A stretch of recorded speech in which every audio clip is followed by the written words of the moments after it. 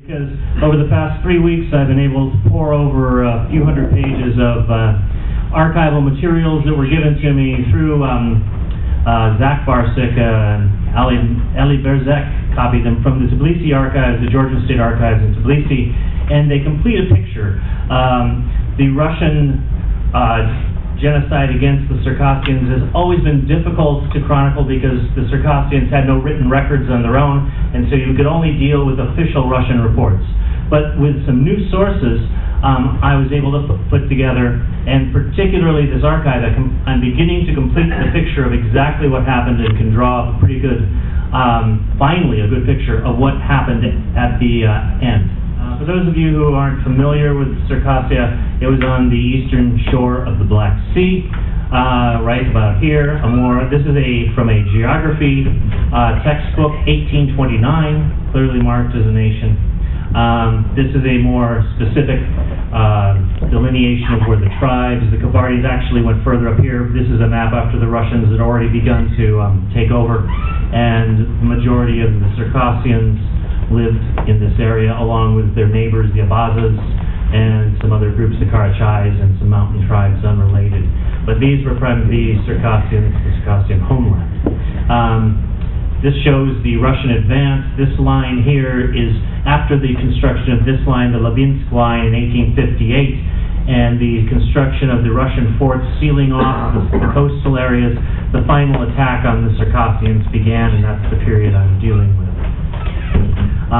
They were deported. The ones who survived the last years about which I'm going to talk, they were deported to points in Turkey and in European Ottoman Empire. From there they went to the Middle East and all over.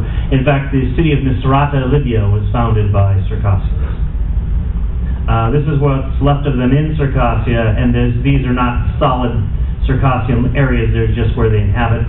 There's a few little regions here. I mean, there's only 5,000 in these three regions here, so they're almost gone in their homeland. I estimated that their population should be around 23 million by now, and there's probably about 500,000. The documents that I'm using, Milenti Alshevsky was the general in charge of the reserves. He's unknown. If you ask any Russian who are the generals in the Caucasus, they say, well, Yevdokimov, Milyutin, Filipson, Babich, of course, but Alshevsky was unknown, and his memoirs were pretty much forgotten until republished in 2003. The second source I'm not using in this particular presentation. The third source, Ivan Drozdov, was a participant. He was an officer in the Russian army, an eyewitness. He published his memoirs in 1877. I use Adolf Berger, who was the head of the Caucasus Archaeographical Commission during the entire war. He is very pro-Russian, but I use a little bit of his stuff in this presentation. But primarily, the new material is from the Georgian State Archives, Folder 2, Opus 1, document 1177. It is the field notes of the Field Commander, General Nikolai Yevdokimov, dated June 29th through December 12th, 1863. I'm going to go over a series of myths the Russians posed to argue that it was not genocide against the Circassians, and I'm going to show the evidence clearly shows that this is not the case. Number one, the Russians argued the Circassians posed a clear danger to the Russian Empire. They were hostile, they attacked the Russian Empire, they were constantly in contact with the Turkish Empire, and therefore the Russians had to move them out of the coastal areas for security purposes. This was first formulated by General Rostislav Faddeev in his memoir published in the 1880s. It has been repeated by many, many scholars in Russia, all the way up to Mark Blieff's book in 2006.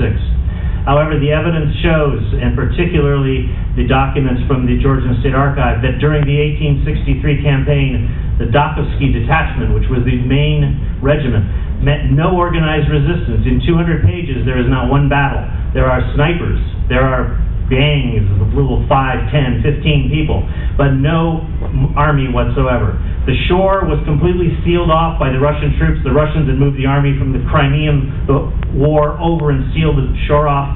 There was no contact between the Turks and the Circassians. All that remained were villagers. Here's a couple excerpts.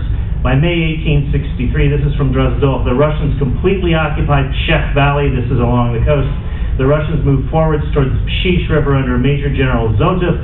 The Circassian elders came to the Russians daily, begging and threatening them not to destroy the forest. We're not seeing resistance. We're seeing old people coming out and asking them to stop. There was one last battle in May 20th, old style, about 12 days off. 5,000 Circassians were routed by Russian cannon fire.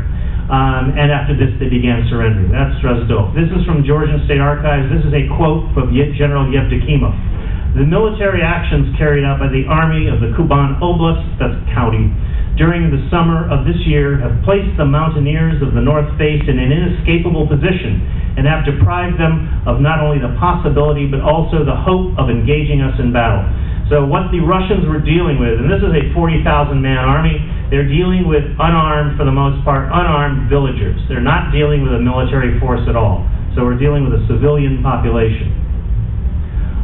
Second myth, the Circassians were offered fertile lands. The Russians say, hey, we told them they could move to the north of the Kuban. Berger mentions, this is all black earth, beautiful, wonderful territory. They've been prospered there. This is also repeated in a very long, kind of tearful tract by Mark Lee, how sad they didn't take our offer because we wanted the best for them. However, the area north of the Kuban, Olszewski's reserves were stationed there. And he gives us a very clear account. Here's his own words. The squares of Katerina Dar were impassable because of filth and swampiness. This occurred because of the frequent rains.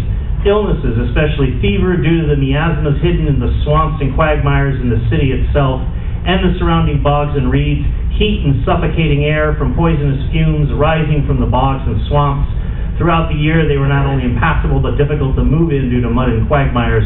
Moving away from Ekaterina Dar, the countryside became more lifeless and yellowed.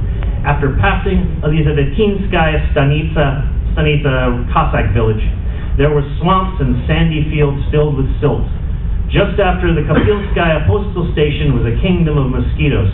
This was the area, and later on in his memoirs, Olszewski says, this is what we offered the Circassians, and if I get a chance, I'll give the quote. He says, how could we have ever dreamed they would have accepted that? So the offer of moving them to the lowlands was really a fraud. And the Circassians well knew what this area was. It was an uninhabitable area. And so the offer of Yevdokimov to transport them there, they knew it was completely in bad faith. Okay. Myth number 3. The Russians were taken by surprise by the number of Circassians who chose to emigrate. In his official documents, his official report, Yevdokimov said, I only expect 10,000 to want to emigrate. The rest will voluntarily move to the lowlands. Berger repeats this in a text he wrote, an article he wrote in the 1880s. Blief repeats it, and an American scholar, Dana Sherry, repeats this argument in an article she wrote in 2009. There was a companion argument that's repeated by all these people, including Sherry. This was clearly a voluntary choice. Even though the Russians kind of compelled them out of their homeland, they chose to go to the country of their co-religionists. It was a hijra. In fact, Sherry even uses that word. They went as an act of hijra to the Muslim lands. The evidence here is Berger, in his memoir, also mentions that Yevdokimov's private opinion was that the majority would emigrate, but he, in his official documents, he said only 10,000. But the rumors were flying that he knew that more would emigrate than that, much more. Also, the Russian High Command also believed this as well. This is something Olszewski brings up. And the Circassians emigrated because they hated the Russians, not because they had no desire to live in a land with people who had been fighting them for 100 years and killing them. And this is repeated by all of the memoirs. Here's Olszewski's.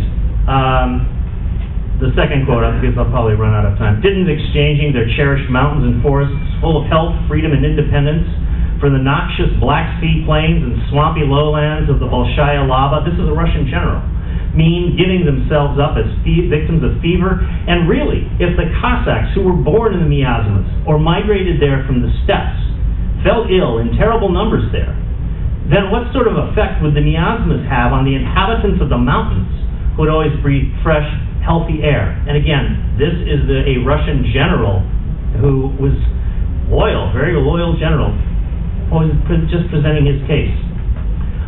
From Drozdov's memoirs, eyewitness.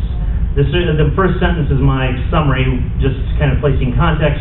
Circassians were given the choice to be settled where the Russians ordered them or to go to Turkey, and now Dроздов. The latter group, which constituted the majority of the population, were burning with hatred of us to the last minute, so much so that they didn't even try to conceal their feelings, expressing it in curses and generously heaping them on us, the involuntary cause of their deportation. And so this is a Russian eyewitness. The reason the Circassians emigrated was because they did not trust the Russians and they hated the Russians. It wasn't hijra, it was hatred.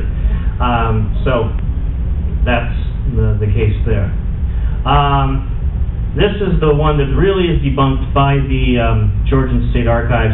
The Russians were concerned about the welfare of the Circassians. They meant well. It was an accident. The whole tragedy was something that went out of control because they didn't plan it well, but they really meant well, and it was the Turks' fault. It was the British fault. It was the Circassians' fault themselves. But they gave them a choice of where they wished to go, and they all chose to go to the seacoast, but they did what they could to help them. The evidence clearly demonstrates Yevdokimov acted in gross disregard and even contempt for the lives of his own men, for the settlers, and the Circassians. And again, I'd like to start with a quote from Olszewski. Well, this is a summary. At the beginning of November 1861, the Russian assault on Circassia began. Yevdokimov wanted to complete the ethnic cleansing of the Fars and Belaya region by March and drove his men so hard that Olszewski reports at one point the troops almost mutinied. When he was told of the high illness rate among his troops, Yevdokimov's response was, and this is a quote by Olszewski who witnessed it, "Let them die at work." Illnesses and deaths occurred at an astronomical rate. Olszewski also reports, I'll summarize this quickly, he wanted the area colonized. This was the strategy. Put in Russian Cossack colonies as rapidly as possible so the Circassians couldn't come back. He did it so quickly, he did not establish communication lines, he did not secure the area. So he moved in 10, 12 villages of 150 to 300 families of Cossacks, unarmed Cossacks, before the area was secured. And so they were so under attack by the remaining Circassians, trying to get their land back, at one point they simply gave up going outside because they were constantly being killed and taken captive, and they starved, their animals starved. Again, this is General Olszewski's report. So the reason I bring this up, if this is how Yevdokimov treated his troops, if this is how Yevdokimov treated the Cossack settlers, how could anyone in his right mind think that he would have humanitarian concern for the enemy?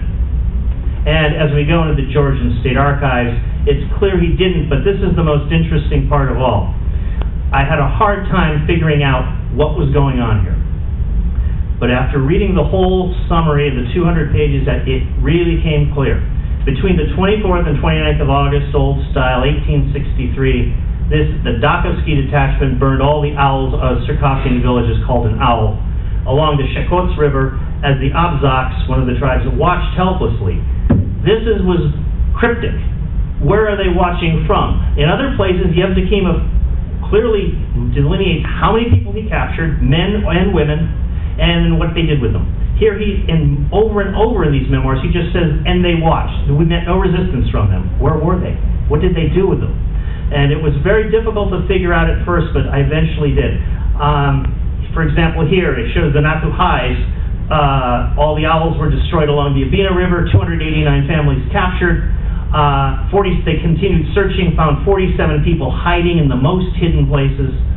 So, on September 10th, 1863, the Russians found, this is one thing I found over and over, found several recently built huts at the source of the Pshetsuk River, I practiced that all night long, where they had passed already on the 5th. They burned them. This is where I was beginning to figure out what was going on. They would go up the river valleys. The Circassians, who were unarmed, fled into the woods. They would burn the villages. They would destroy the food, destroy the hay, rustle the cattle, and leave the Circassians up there to freeze, starve, be eaten by wolves. There's reports of that, or surrender. And so this continued on all through the fall. I have another example, and then now we're November 1863. 3 companies searched the Adits River Valley for any Circassians that might be hiding in the thickets. They found and destroyed a small number of dwellings. The Circassians themselves were at the very highest places and shot at the Russians when they came near. The Russians found 5 Circassian corpses and took 8 prisoners, people of both sexes prisoner. Yevdokimov notes that these were so difficult to reach, their horses were dropping dead from exhaustion. That's how thoroughly they were scouring this region, looking for any Circassian. It continues on. They kept going up these river valleys, destroying every owl they found, and then waiting for the Circassians to come back to build temporary dwellings, come back, destroy those, and so on. And now we're in December. It's still going on. The Czech detachment under General Grabe moved into Sochi River Valley. They took some Circassian families, number 40 persons prisoner, and this is how bad it's getting. Picture these people in the hills trying to survive with no dwellings. The night was very cold. The prisoners, quote, barely covered in rags, this is Drozdov, fell from exhaustion. Mothers held the dead babies in their arms. Our hearts wrung with pain looking at these unfortunate souls, but we couldn't help them. So this is what Drozdov saw going on, actually on time for once. Actually, what he saw was going on, and still, they continued down. Immediately afterwards, they continued in February and March to continue the expulsion, if need be, by force, and continued to burn the owls in the Chilipse and Tuapse River Valley, which seemed to be abandoned, but they weren't sure if they'd killed everybody or driven everyone out. Now, this isn't a great example. In an act of what he considered mercy, on September 12, 1863, Yevdokimov gave Abzak villagers between the Shek and Sich rivers a 5-day notice to give them time to move their owls to the right bank of the Pshish where they would be deported from. Quote, because the Abzaks have never exhibited any military opposition and have always fulfilled our demands, end quote. These are people who have never fired a shot at the Russians. And yet, on the same day, the Abzak elders approached Yevdokimov and asked that they be allowed to stay till spring. He refused. The next day they returned and explained there would be tremendous suffering if they moved now because of the impending onset of winter. All he agreed to was to send a pristav, a commandant, to, quote, lighten their difficult situation and create order among them in order that they may accept and fulfill our demands, end quote. Villagers who'd never fired a shot at the Russians, who had always obeyed their orders, he ordered them down the hills to their deaths at the beaches of the Black Sea.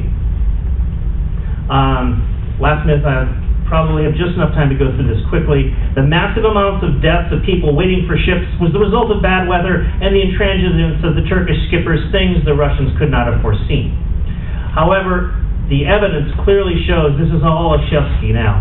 Yevdokimov deliberately forced large numbers of Circassians into a small space, refused to allow them to disperse, refused to allow them to go back into the hills so they could build shelters, and it happened at the worst possible time of the year, despite repeated warnings. Here's a long quote by Olszewski, but I just want to summarize. He just kept forcing the people into the Tuapse River, the only point designated for departure to Turkey. So he was pressing tens of thousands of people into this one point.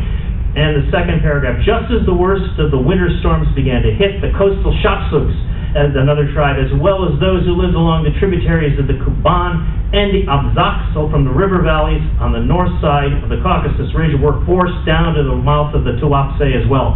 This is hundreds of thousands of people. They were pressed, quote, in the open air, constantly pierced by a cold wind, flooded by frequent rains, suffering from lack of provisions and lacking hot food.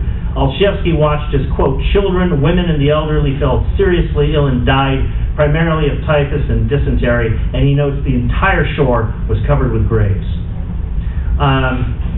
As soon as these people were sent off, 20,000 more arrived. Yevdokimov continued to push, even though he saw what had happened already. He didn't slow down.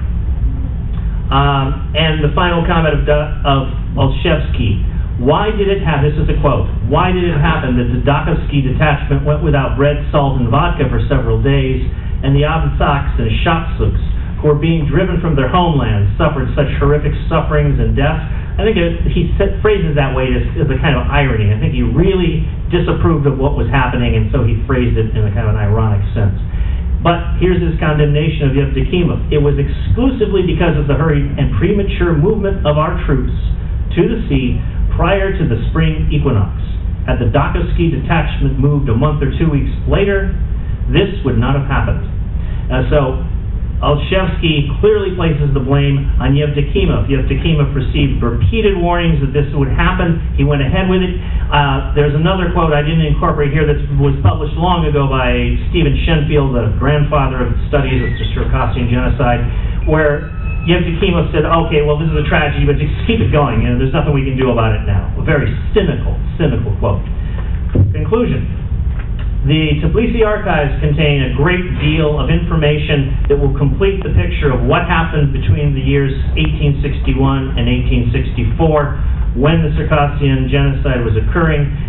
From the 200 pages I read, and I have hundreds of pages more to go through, it clearly points the finger at General Nikolai Yevdokimov as the engineer, the main culprit, but the Russian army collaborated. I don't know if there's any information leading back to Alexander II. I don't know whether there will be or not, but clearly this archive needs to be explored more thoroughly, and hopefully this entire picture will come out to show that this is probably the first modern genocidal act. I don't know of any prior to it. I know the American acts against the natives was happening contemporaneously to this, so we have these two acts as probably the first modern genocides and should be recognized as such. And that's it. That's the first time. The first time in my life. 15 minutos para, we have 15 minutes for discussion, so I invite you to answer, to make questions. Thank you. Those were all excellent presentations and fascinating. I was wondering, and this could possibly be for both of you, but it's obviously a very politically intense environment right now in Russia as far as being aware of this research and this political issue. Have you, Walt, had any discourse with politicians or people in Russia about your latest archival work, or what's your sense of how this is going to be reacted to when you come out with more of this? Is this going to be something that you're worried about in any way, or that worried about how you'll be able to get that information disseminated? I don't have any hope that any of my research will make any kind of impact on Russian society. It's far too controlled, and it will continue to be controlled. I would expect that when my book comes out, the Russian government will have an official response and encourage people like Bliev to denounce it as being connected to the CIA and things like that. I deliberately avoid talking to politicians, particularly U.S. politicians. Although I like their work, I deliberately avoid contact with the Jamestown Foundation because the Russians immediately use that as an excuse. Oh, he's in touch with the Jamestown. He obviously works for the U.S. government. So I stay away from them, not for any reason of disliking them, it's simply because I would try to maintain this position that I'm just an independent scholar. I came across this material and I'm revealing it. I don't expect Russia to have any kind of response other than very negative to what I'm doing. In the case I'm setting up, I have no intention of changing the Russians' minds. I know it won't. I'm just trying to present a case to the rest of the world to show how ridiculous their positions are. That's it. And recently, in reaction to the genocide recognition, members of the Duma actually stated that the Circassian delegation that went there were traitors to their own nation for trying to get recognition for this genocide. So obviously it's going to be very negative going forward. Yeah. They made fun of Tamara on Russian TV too, because she was at the Sochi Olympics. I mean, they were protesting Sochi in Vancouver, and they were saying, look at how loud she's shouting. She must have taken singing lessons for this.